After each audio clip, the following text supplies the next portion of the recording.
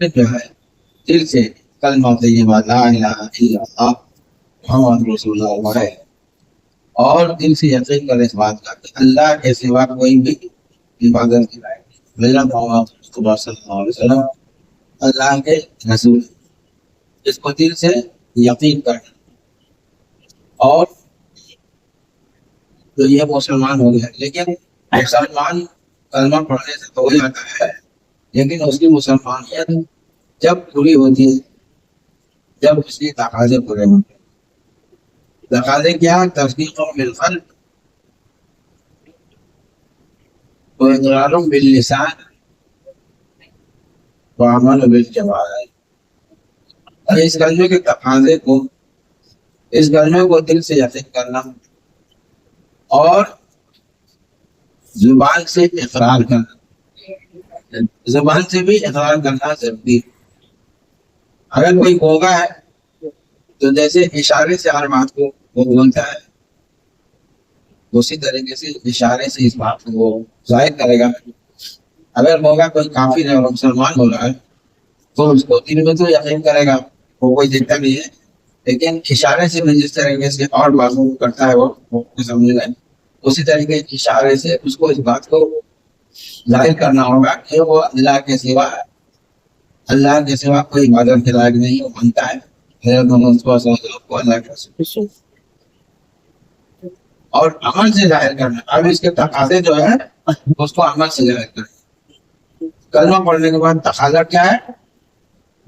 تقاضا جو بھی ہے اللہ کے رسول کے ذریعے سے، کتاب کے ذریعے سے جو پکارا جائے، بلایا جائے، وہاں جانا۔ جیسے عام طور پہ نماز روزے ارکان کے ذریعے سے اور حرام و حلال کے ذریعے سے، یعنی جو بھی اسلام کے جو قوانین ہے اس پر عمل کرنے سے اللہ کا وہ پسندیدہ ہے۔ ذات پات کی بنیاد پر کوئی اللہ کو پسندیدہ نہیں، نہ کوئی برا ہے۔ اب خان صاحب کو کہیں وہ خان صاحب بن گئے، خان صاحب بن گئے تو اسے کیا اللہ کے نزدیک تھوڑی بس خان صاحب بن گئے، اللہ کے نزدیک جو شیخ ہے سید ہے آپ کہتے ہیں یہ تو ولی ہے، ذات پات پر نہیں، اللہ کے نزدیک جو پسندیدہ اللہ کا جو احکام کو ماننے والا ہے تو وہ مسلمان اسی وقت کلمہ پڑھ کر مسلمان۔ دیکھیے اسلام کیا دیتا ہے، یہ چیز دیکھیے منٹوں میں، اور کسی کی تقدیر منٹوں میں کیا ہو جاتی۔ اس نے کلمہ پڑھا اور مسلمانوں کے ساتھ بیٹھ گئے اور ادھر سے جہاد کا اعلان آ گیا، جہاد میں چلو۔ اب ترنت اس کے بھی جب وہ مسلمان ہو گیا تو اس کو تو جو حکم ہوگا وہ کرنا ہے، چلیے جہاد میں چلنا ہے، تیار ہو گیا، جب مسلمان ہو گیا تو تیار ہو گیا۔ دیکھیے یہ ہے اسلام، مسلمان ہوا تلوار دیجیے بھائی ہاتھ میں، اللہ وہ پڑھی کر گئے اور جا کر کے شہید ہو گیا۔ اب دیکھیے منٹوں میں تقدیر بدل گئی۔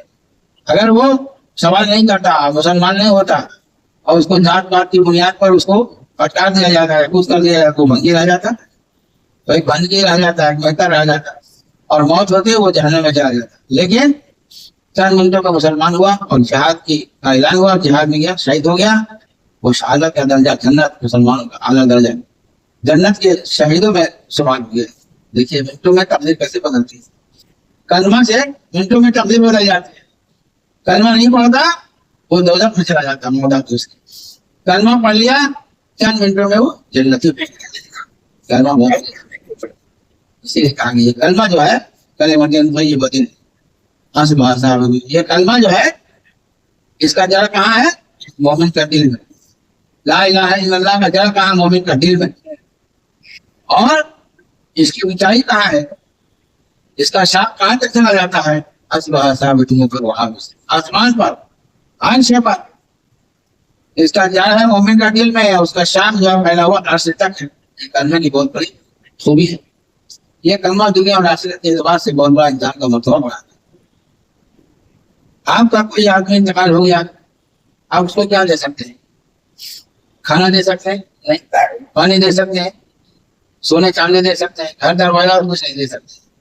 یہ کلمہ کا ثواب آپ دے سکتے ہیں۔